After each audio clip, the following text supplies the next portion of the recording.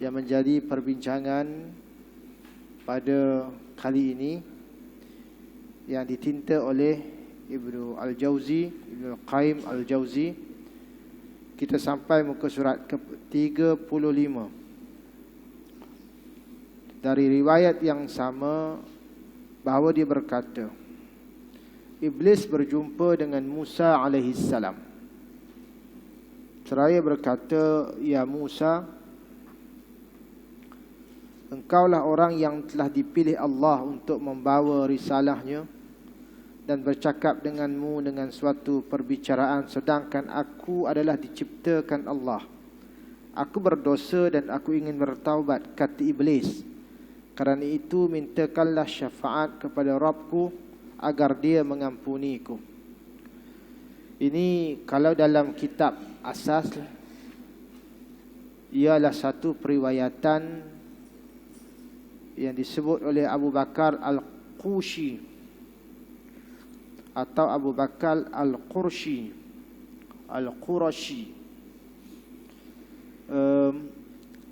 Namun tidak disebut riwayat dalam ini bagaimana Iblis, syaitan, dia bertemu dengan Nabi Allah Musa alaihissalam.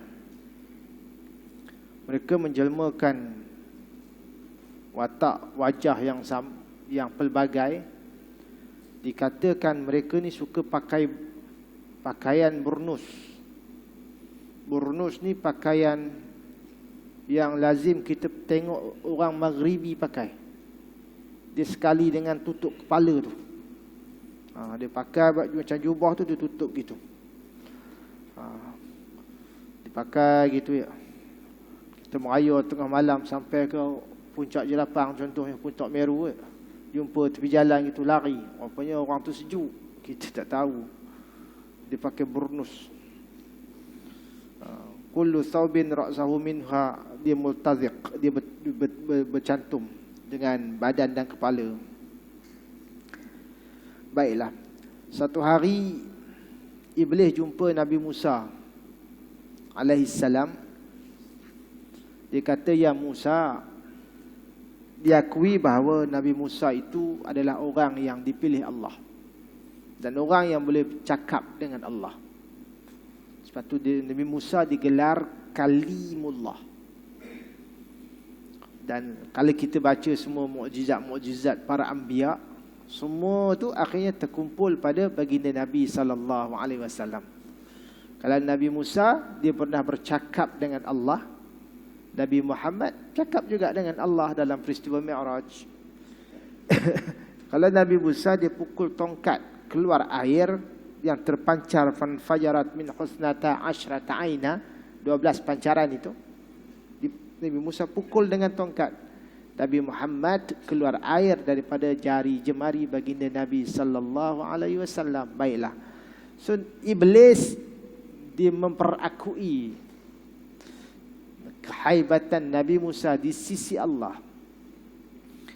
Dan dia kata, sedangkan dia ngaku dia ni orang bersalah lah, orang berdosa, orang yang kira nakal lah, jahat. Bukan nakal lagi, jahat. Dia kata dia nak bertaubat, mohonlah syafaat kepada Allah supaya Allah terima taubat dia. Nabi Musa minta pada Allah untuk memenuhi hajat Iblis. Kemudian Nabi Musa kembali kepada Iblis dan memberitahu Iblis bahawa dia boleh diterima taubatnya dengan syarat dia kena sujud kepada kubur Nabi Adam alaihissalam sebagai prasyarat penerimaan taubat. Iblis dengar macam tu, dia ada satu perangai yang tak boleh hilang sampai mampu. Apa dia? Sombong. Sombong ni habislah. Kerana kesombongan itu dia boleh claim, dia kata, ketika hidup pun aku tak sujud, ni ketika mati silap besar lah. Gitu bahasanya ya. Tengah hidup awak tak baik dengan dia, tengah mati dah mati suruh baik, sorry lah. Gitu. Dia punya keywords dia ialah sikap dan perangai sombong. Sifat sombong tu tak boleh hilang. Dia ajar pada kita itulah. Bila kita ni sombong ni ilmu tak dapat. Apa yang dia kuliah tu semua dalam poket saya. Kita tu sombong. Apa yang dia mengurus masjid sekarang ni, dulu awak dah buat lama dah. Tu sombong namanya. Sombong ni takkan boleh mendapat kebenaran, takkan. Dan Iblis kata, "Hei Musa, sesungguhnya kamu mempunyai hak terhadap syafaat yang telah kamu minta kepada Tuhan kamu untukku." Akhirnya Iblis akui dan Iblis buka rahsia. Iblis kata apa? Dalam kitab ni sebut. Cuma kitab ni tuan-tuan maklum layak. Kitab terjemahan. Kalau orang yang terjemah tu bahasa dia indah, indahlah terjemahan tu. Kalau bahasa biasa, biasalah.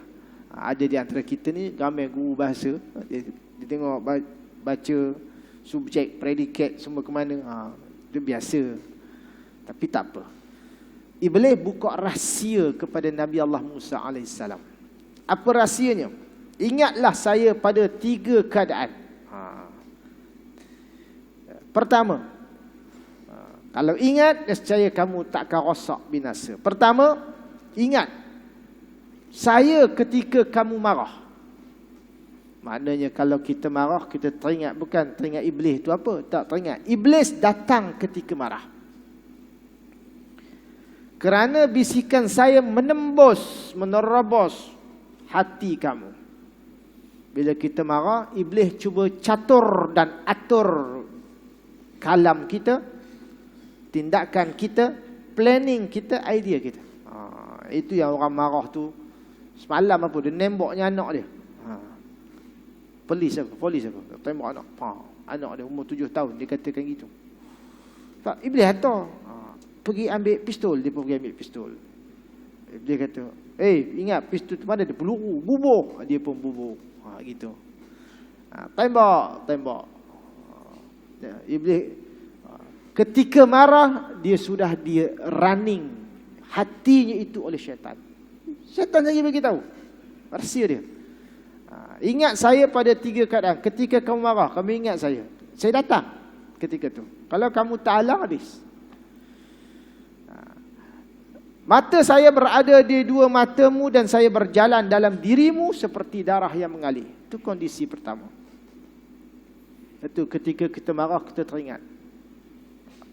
Syaitan hadir dalam kemarahan kita. Sebab tu orang marah ni dia kena istighfar, berdiri, dia kena duduk. Itu sunnah aja. Duduk pun marah juga, nak angkat kursi juga, baring. Baring rupanya lagi teruk. Tak ada lara dah, terjun sungai dah. Terjun sungai. Sebab itu dah terjun sungai, mula-mula yang paling simple ambil wuduk lah, itu je, simple je. Ambil wuduk pun tak nak juga, habis. Tuan-tuan yang dirahmati Allah, that's why sebab tu orang kata adillah ketika marah. Dan Nabi sifatkan orang yang paling kuat bukan orang yang bendang tali pinggang WWF, bukan. Dia adalah orang yang boleh tahan marah. Menggelata tahan marah. Bukan senang. Yang kedua, ingatlah saya ketika kamu berperang di jalan Allah. Pasal orang yang berperang ni, syaitan kata dia akan datang, dia akan ganggu. Kamu perang teruk-teruk, bini kamu kat rumah. Kalau kamu mati, siapa dah jadi janda? Kalau dia jadi janda, tahanlah. Kalau orang nikah dengan dia, habis kata kamu. Apa? Dia ngacur.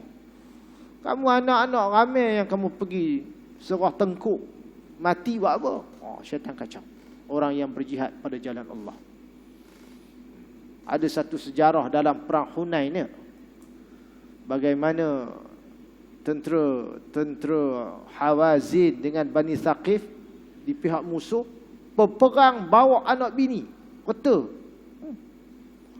Yang kata sahabat, dia naik atas bukit, dia nampak melaut tentera Hawazin dengan Bani Thaqif. Bagaimana mereka ini buat satu Panglima mereka buat satu keputusan pelik. Nak perang bawa anak bini. Dengan harapan supaya bersemangat perang. Takut. Kalau kalah malu ke bini, bagi semangat, motivasi, bawa habis semua. Bawa lebuh semua. Jadi ghanimah untuk orang Islam. Habis. Nak cerita bahawasanya syaitan datang ketika kita berperang, berjihad pada jalan Allah. Bukan kata perang medan betul-betul. Berjihad mengaji pun syaitan kacau. Mengaji apa, rumah muka rumah, anak kat rumah. Demo dah nunggu lama dah nak makan pagi. Dah kelang kabut. Baik, ketiga. Dan kata lagi iblis bahawasanya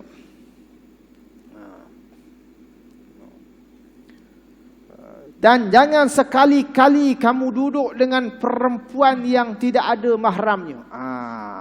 Ini dia pesan benar. Tak apa. Awak 26 tahun Pak Imam kita baca Senin lepas. Abid tu. Abid ni bukan ada kerja apa. Betul-betul 24 hours beribadat kepada Allah. Terdidik hatinya. Lebuh. Jangan kamu duduk dengan perempuan yang bukan mahram. Kerana saya adalah risalah utusan kepadamu dan juga utusan kepadanya. Dia duduk tengah-tengah. Dia jadi penterjemah. Kalau ayat ni tak sedap, sikit lagi ayat. Kasih bunga. Dia pun bunga pula. Perempuan tu pula seronok. Balas. Senyum kurang menawan. Tawankan lagi senyumanmu. Perempuan tu pun senyum melirik. Habis. Itu syaitan make up pula muka perempuan tu. Nampak. So biji macam Nilofa. Sudah. Habis. Yang laki ni pula syaitan make up. Nampak sebiji macam Shahrukh Khan. Sudah. Walaupun bulu hidung terkeluar pun dia cover, tutup. Udah nampak cantik. Rosak. Lebih baik jangan duduk. Sebab syaitan dah buka rahsia dah. Tapi kita rahsia itu, kita tak jadikan dia rahsia. Kita simpan rahsia pula. Sudah. Baik. Itu di antara apa? Langkah. Muka surat 36. Larangan berkhalwat dengan wanita lain yang bukan mahram ke muhrim. Yang bukan mahram ke muhrim. Dia ada beza kan? Mahram dan muhrim. Orang yang berihram, orang yang berihram dengan orang yang bukan, yang diharamkan oleh Allah untuk kita bersama dengan dia. Baiklah. Sa'id ibn Musayyab, dia ada dua. Satu disebut Sa'id ibn Musayyib, menyebut bahawa tidaklah Allah mengutus seorang nabi melainkan dia tidak berasa aman dari gangguan iblis yang merosakkannya dengan melalui seorang wanita. Kita dah sebut hari itu bahawasanya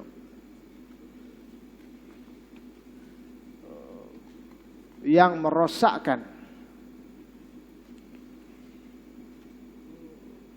manusia pada zaman dahulu, yang merosakkan golongan Bani Israel ialah melalui fitnah perempuan. Tahu dah, Allah menyebut zuyyina lin-nasi hubbus syahawat minan nisa'. Semuanya itu merupakan satu ingatan yang kalau kita tak singkap, habislah kita. Manual paling besar Quran.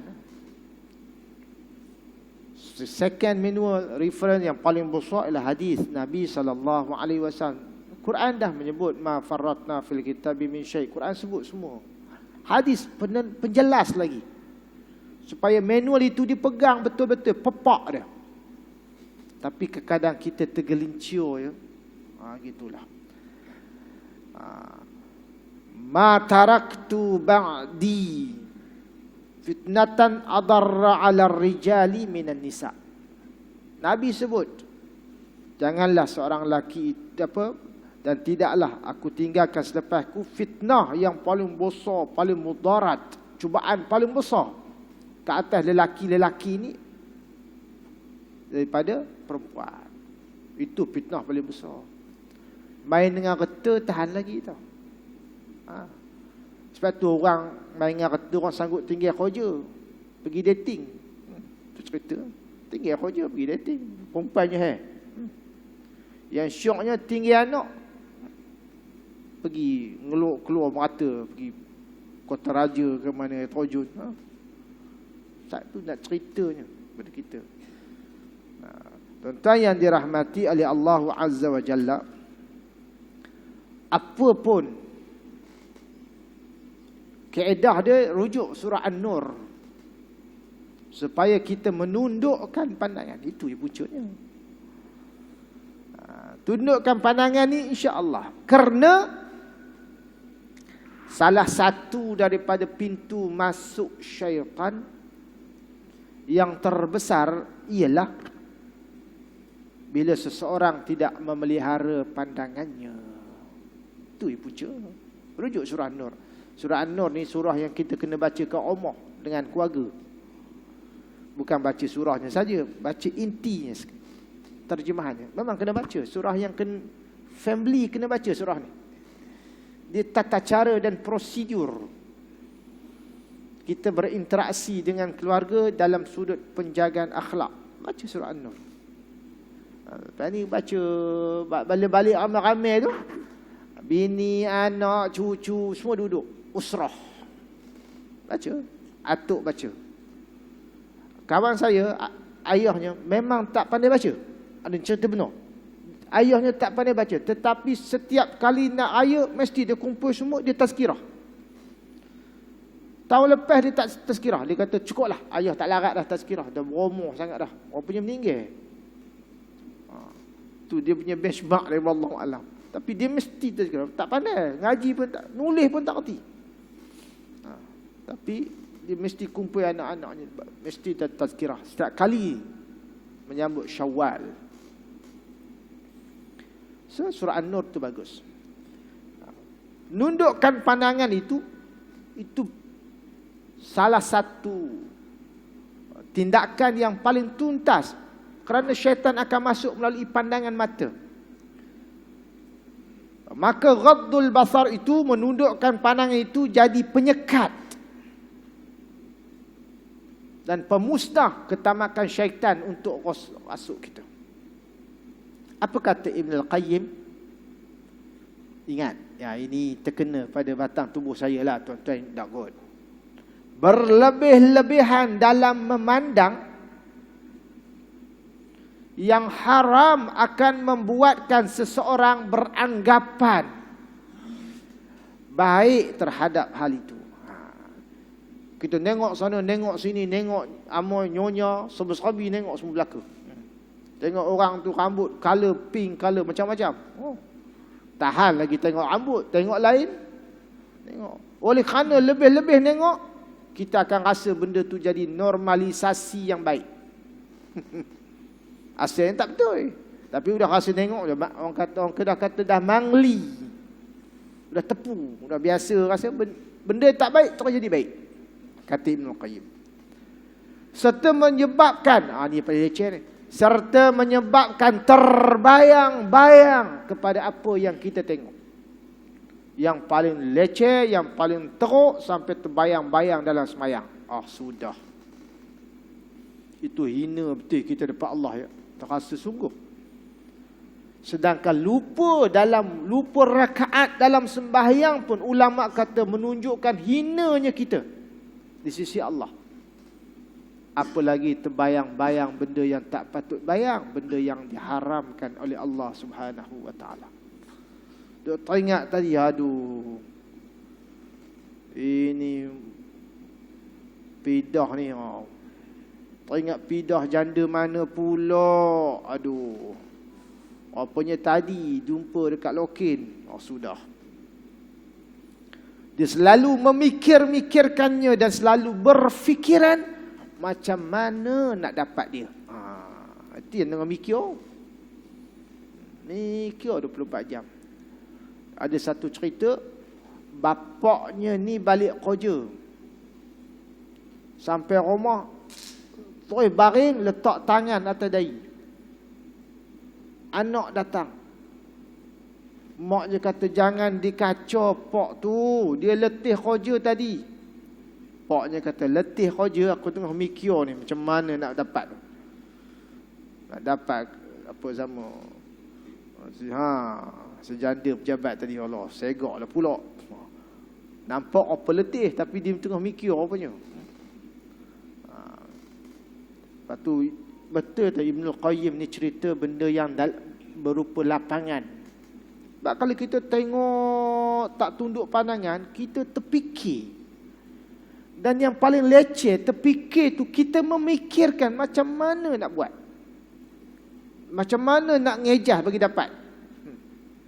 Dan yang paling teruk, macam mana sampai dia ikut kita. Dia minat ke kita. Itu yang rambut putih jadi hitam tu, pergi dye balik. Alter balik semua. Bagi segak balik. Sebab kita terfikir-fikir benda yang tak patut fikir. Punca pandangan. Sebab itu tuan-tuan yang dirahmati oleh Allah Subhanahu wa taala, di bawahnya menyebut dari Abdul Rahman Ibn Ziyad. Maaf saya tak dapat baca harfun biharfin ya. Tidak, kita tak lepas kitab ni sampai bila. Kitab ni muka suratnya 450 lebih. Kalau kita baca satu-satu, tak tahu siapa habis dulu, kitab ke kita. Banyak Dari Abdul Rahman Ibn Ziyad berkata, tak kala Musa sedang duduk di dalam majlisnya, tiba-tiba muncul sambil memakai mahkota yang dicat warna-warni. Ketika sudah dekat,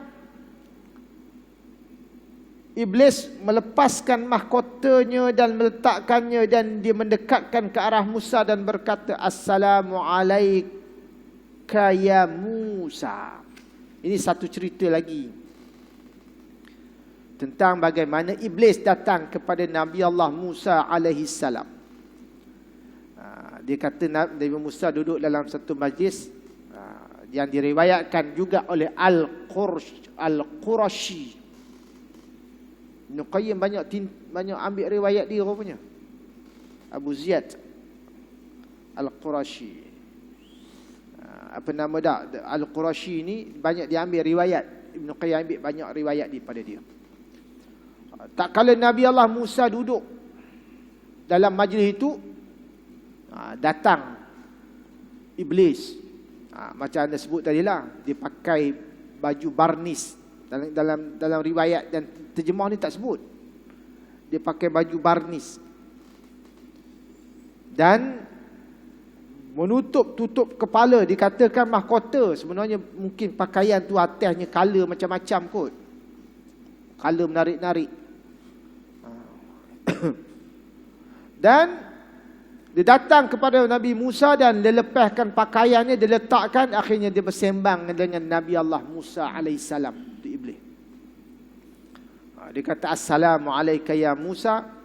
Semoga sejahteraan menyertaimu bersamamu ya Nabi Allah Musa. Musa tanya, Mika ni siapa? Bukan mana Nabi Musa tu orang Perak, tak. Ni terjemah je. Mika siapa? Dia kata, saya Iblis. Terang kamu. Saya Iblis. Apa Nabi Musa kata?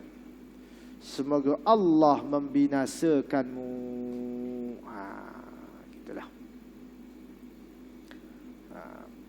Dan mengapa kamu hadir ke sini ya Iblis? Gitulah. Mengapa? Saya datang hendak mengucapkan kesejahteraan kepada kamu kerana kedudukanmu yang hebat di sisi Allah. Nabi Musa kata, apa benda atas kepala tu? Warna-warninya ada, makai pelik-pelik ni. Kata Iblis, dengan dialah aku memperdayakan hati-hati manusia. yakni menerkam hati-hati manusia. Nabi Musa tanya rahsia kepada iblis. Perbuatan apa yang ketika manusia melakukannya engkau dapat touching dia, engkau dapat pegang dia, engkau dapat kontrol dia? Kata iblis, apabila dia merasa bangga dengan diri dia, merasa amal solehnya sudah banyak, dan dia melupakan dosa-dosa dia. Oh, apa gitu Bila kita rasa bangga, syaitan cucuk dengan cerucuk yang merosakkan kita. Maklumlah kita rasa kita bagus kan. Kita rasa kita hebat. Dalam ramai-ramai ni nampak gaya awak yang paling besar pangkat. Dah. Syaitan cucuk memang betul pun. Kalau dah rasa besar, Mika bukan layak duduk sandar tepi dinding. Dia kata kena minta kursi khas. Itu mulalah bangga. Mula menuntut macam-macam. Ya Allah, ya Tuhanku. Dan yang kedua, kita rasa kita ini amal soleh kita banyak. Awak tengok-tengok ramai-ramai ni rasanya awak lah yang paling alim rasanya. Sudah rosak. Habis. Yang ramai-ramai ni rasanya berpuluh-puluh tahun awak yang paling awal datang masjid. Rosak. Rasa diri hebat. Maka cerucuk bisikan syaitan tu datang pada diri. Dan yang ketiga, kita lupa dosa-dosa kita. Allah. Anda teringat kata salafuna salih ya? Kita ni bila kita duduk bersendirian senyap, kita akan banyak lemparkan ingatan. Pertama, kalau kita teringat Allah ketika itu, kita kena rasa bangga. Bukan senang nak ingat Allah, melainkan orang-orang yang betul Allah bagi petunjuk kepada dia. Teringat Allah, kita rasa bangga. Allah seronoknya. Kalau kita teringat diri, teringat hinanya kita. Teringat menu, teringat diri. Tengok kuku, tengok tangan. Hari ni ada, esok masuk kubur, habis lebuh semua. Muka yang cantik ini pun akhirnya jadi tengkorak. Tengkorak dengan izin Allah, tak ada lah. Dia tengok cermin, ada 2 je jerawat, lain semua tak ada apa. Akhirnya